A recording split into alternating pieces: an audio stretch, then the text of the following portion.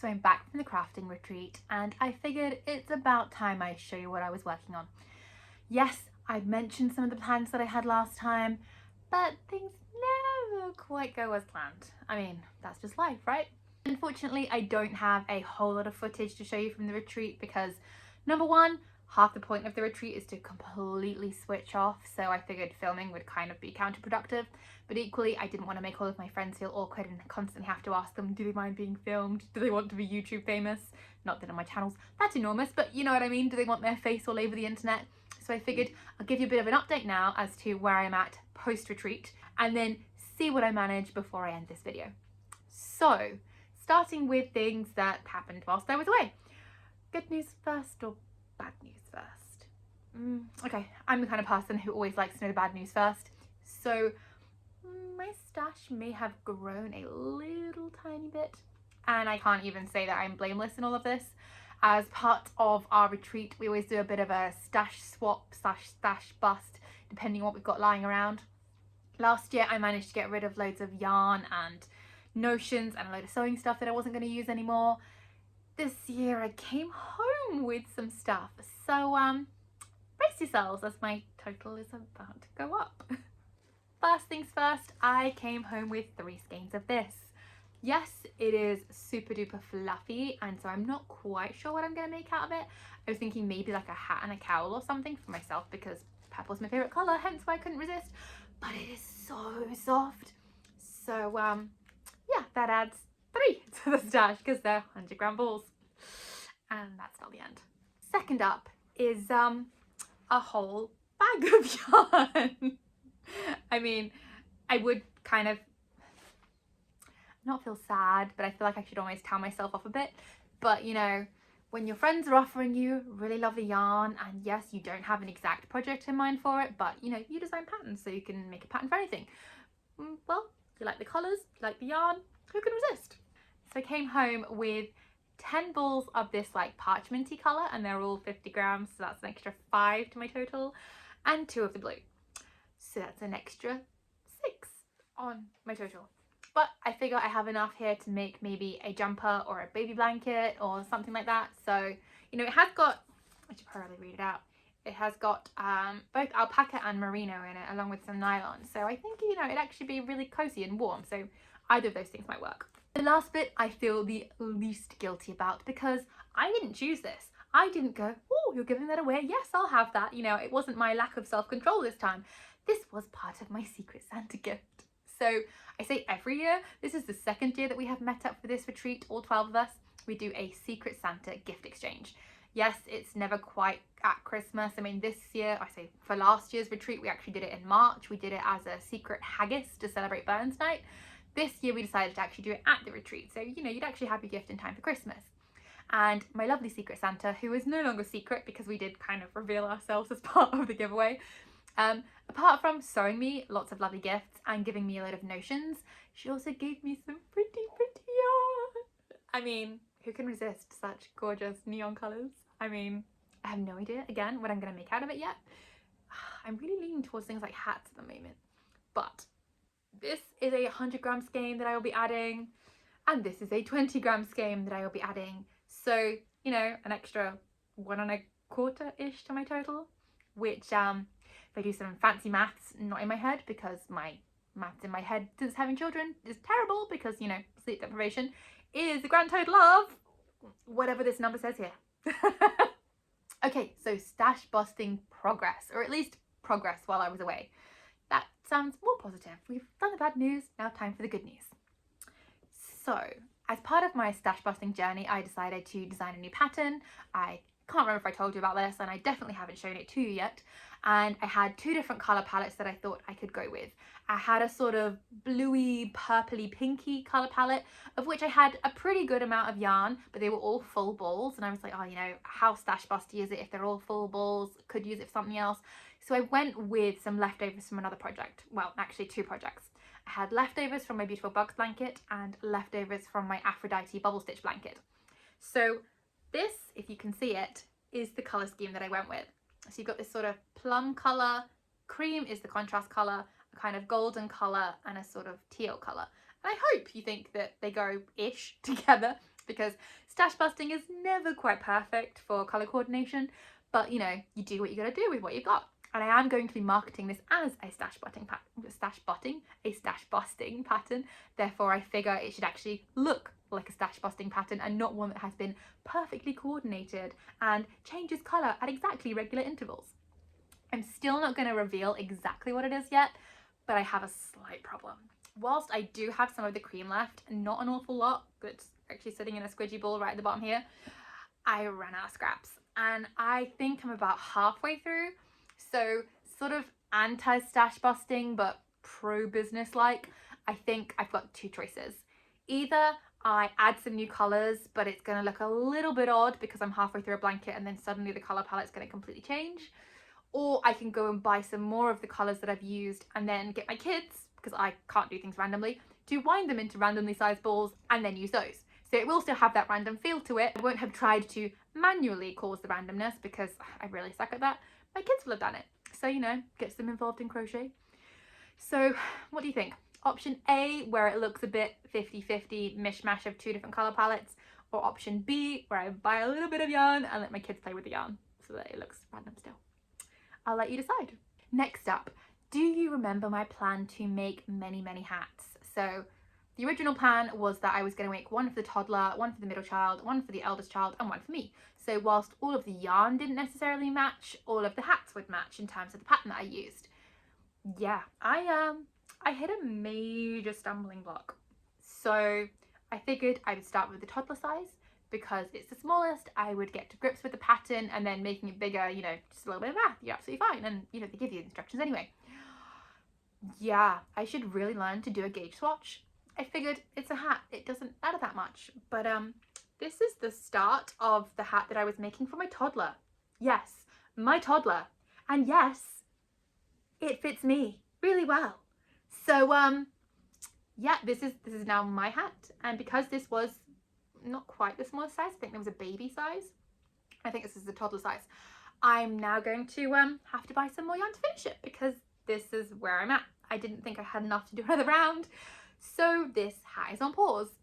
And because I, on retreat, did not really want the stress of trying to figure out, you know, should I do a gauge swatch? Should I change my hook size? Should I just make smaller sizes but give them to bigger head-sized people? So, you know, like make a baby size for somebody or like whatever. I didn't want that stress. So I kind of stopped there with this pattern and haven't made any more of them. But I guess we'll see how that goes. And time for a laugh, because I'm sure like a lot of you out there, you always have more ambitious plans than you actually have time for. This is how far my project bag got. Yeah, like a total of 0 stitches and 0 yarn used, but the plan's still there, so at some point. So do you remember that pretty pink yarn that I was going to make my 2 oldest daughters' hats out of? Well, this is the second ball. This is the one that fell apart when it yarn bathed and got all tangled, and I got really angry with it, so it's kind of still bathed. But when I had the big hat fail, I decided to make a scarf. Now, again, there was a little bit of failing involved because I don't have a knitting project on my needles at the moment, and because I'm still learning and I do so much crochet for work, I figured, you know, be good, at least in one area of your crafting. One knitting project at a time. And so far I have managed to follow this. I've been quite strict with myself.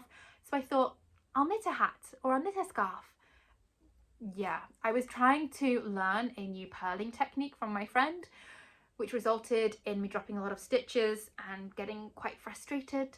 And so after like an hour or so of trying and repeatedly having to frog my work, I went back to crochet. So my middle child, given that she currently does not have a hat, is now getting a lovely pink scarf. Now the problem is that, ooh, where's the end of it? I only have like this much yarn left, like a really tiny amount, and this is not yet long enough for a 5-year-old. But that kind of means that I'm gonna have to untangle the bath for the second ball. I'm not really looking forward to it. I'm kind of hoping that maybe if I bribe my husband, he might help. Otherwise, I can see myself doing this in very small stages so that I don't get too angry at it. Yeah, we'll see how that goes. Now, the plus side of me running out of that first ball and not wanting to bother or get angry at untangling yarn on the retreat is that I finally started my marzanna sweater. Now, for those of you who don't know, this was supposed to be my slow crochet Christmas jumper for last year. Yes, not very festive colours and equally not the most festive pattern, but the idea was start it at the end of year, finish it in time for Christmas, you know, wear it in the cold season, and it's the first proper garment, like something that doesn't have like a loose fit, like a shrug, that I was making for myself. So I've made plenty for the kids, but never for me. I was a good girl. I did a gauge swatch at the retreat last year, and that was as far as it got. At the retreat this year, I finally picked up my crochet hook, having measured my swatch, and I'm literally about half a stitch out in terms of the number of stitches per 10 centimeters on a row. Get my maths right. So my row gauge was fine, but my stitch gauge was very, very slightly off. But I figured, seeing as it's supposed to have 4 to 7 inches of positive ease, depending on the side, that I could get away with that rather than having to fiddle around with hook sizes. Only time will tell whether that was a really good decision to save time or a really, really bad decision because it's going to look awful. But I have tried this on. It does fit over my head, and so I now have the very first part. The only bit I'm having to be super careful of is that I am following the pattern and doing stranded colour work.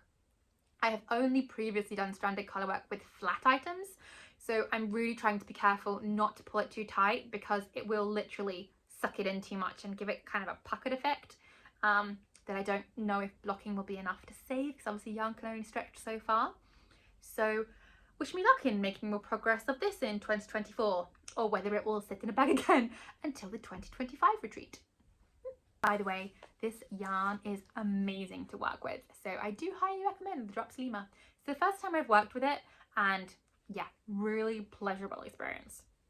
So I'd be remiss if I didn't feature my scrap yarn, just, you know, a teeny bit. I did manage to put another couple of sections on whilst I was away. So I think when I left, I was just at the end of this like bluey green colour. So I've added this gold, some random tiny scraps here, and now I'm on the blue section. So I am getting towards, as you can see, kind of bigger and bigger sections of colour just because I've used up all of my tiny scraps and now I'm on like whole balls of yarn. But the idea is to finish it in time for Christmas, to gift to my daughter, so I really don't care, and I really don't have the energy to try and make it faux random and like use a bit of this one, then a bit of that one, then go back to this one, and yeah, whatever size scrap it is, it's just going in. As long as it's less than 1 ball and it's yarn that I don't think I'm ever going to want to use for something else, it's going in. So on a really positive note, whilst I was away, I managed to finish a new blanket pattern. And yeah, I've been working on this one for a while, so I'm really, really glad to have it finished. The downside is that I started this before my stash busting journey officially began, so all of the scraps are going to go back into stash. However, I do have some really good news on that front. As you might be able to see, each of the colours that I use has less than 1 ball left. So that means that I actually managed to guesstimate correctly. I started with what I already had in stash when I started this, and then based on how much I'd used, kind of worked out how much I thought I would need to finish. And I was roughly on the money. So I'm really, really happy that although I do have some yarn going into stash rather than coming out of stash, it isn't excessive. Like I don't have like, you know, 5 balls of white left and 3 balls of this blue, and so it's less than 1 ball of each.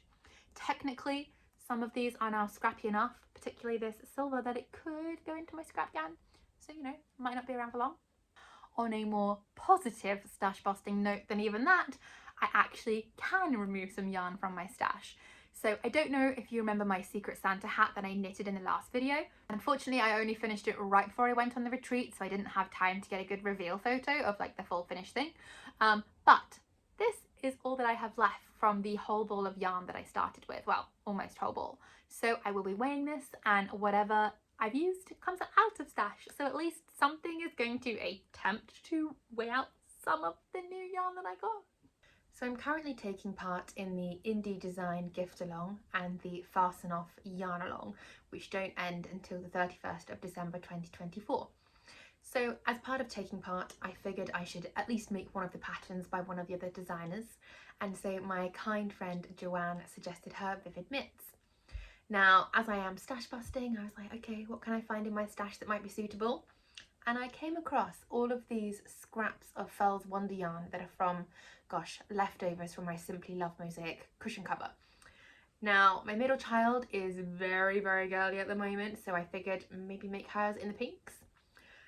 I do have enough that I could make a pair in the greens as well, but I'm not sure my eldest would want to be 100% green. I mean, she's kind of past the pink girly phase, but all green, not sure. If I've got enough left, maybe the darker pink with the green. I guess we'll see what happens. 3 rounds in, I have the very top part of my mitt, but I'm going to weave in my ends like a good girl before I continue, unlike whenever I make any of my blankets. Well, I'm off to a good start. I've got the tops of 2 separate mittens, and yes, it does tell you to fasten off at this point, which is why it's on its own. And they're actually, which is really good for me, they look like they're the same size, so I haven't mucked up my tension between the two. Now onto the thumbs. So I now have 2 mitten tops and 2 thumbs. Slow and steady wins the race, right?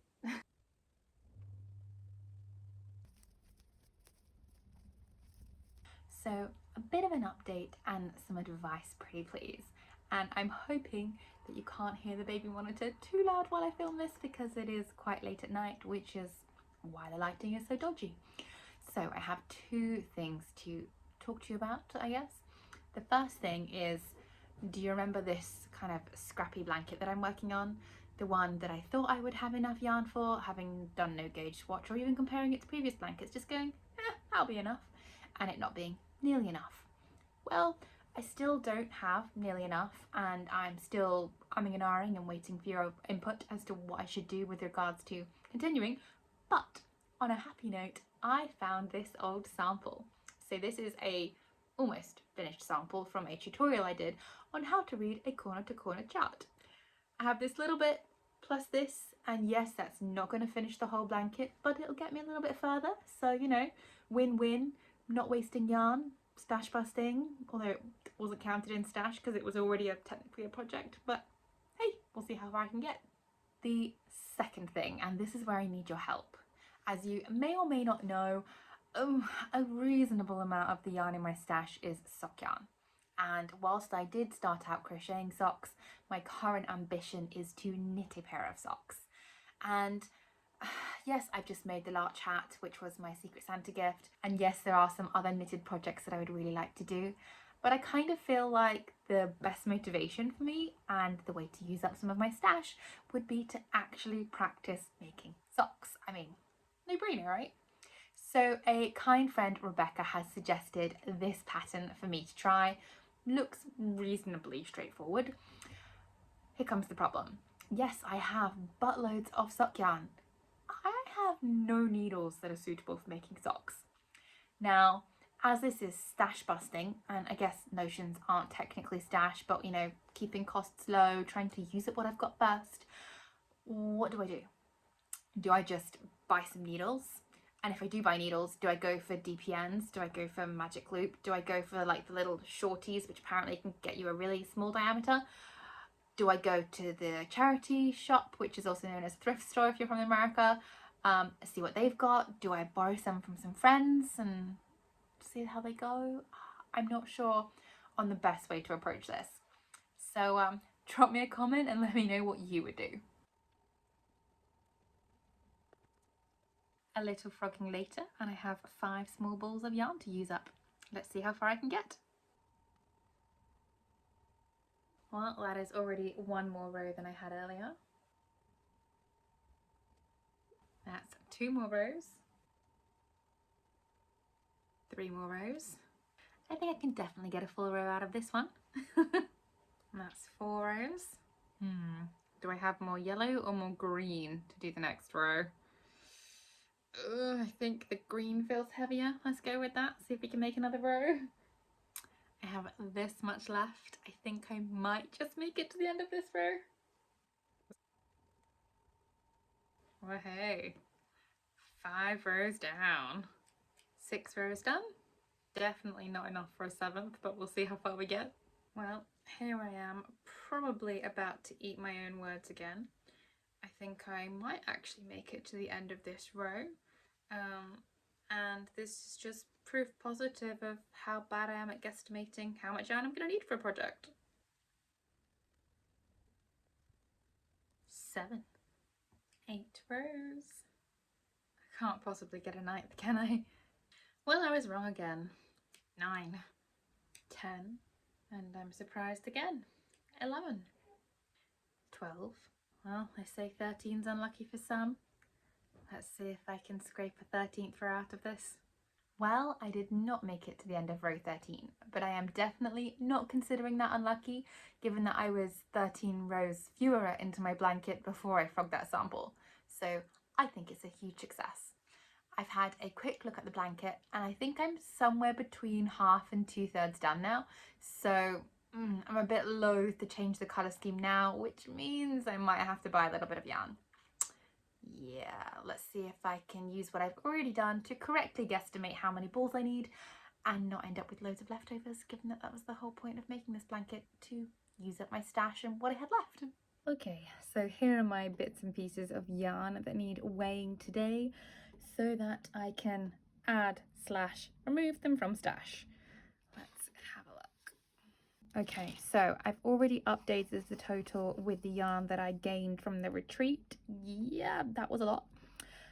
Then I've got the mosaic blanket that I finished that unfortunately will be going back into stash, but the yarn from the hat and the yarn from the mittens will both be coming out of stash.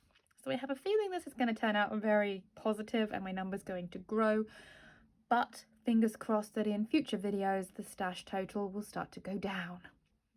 Let's see how bad the damage is. Might as well start from the top with the midnight.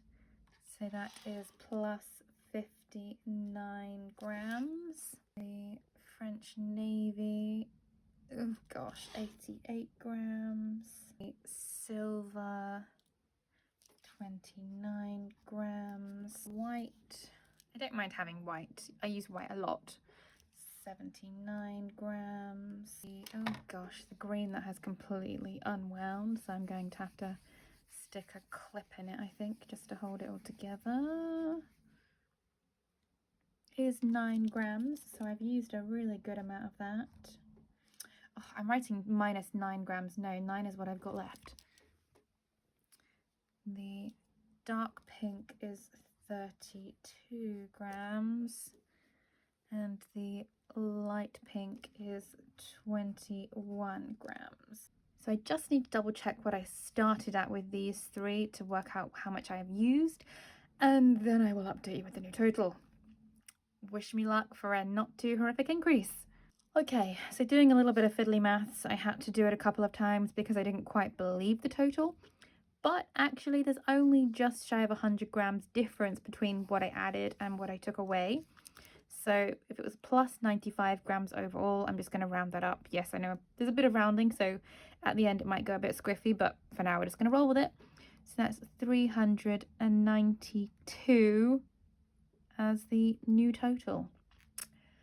Well, that went up a fair amount from 380 3/4, but I am determined it will come down. Wish me luck.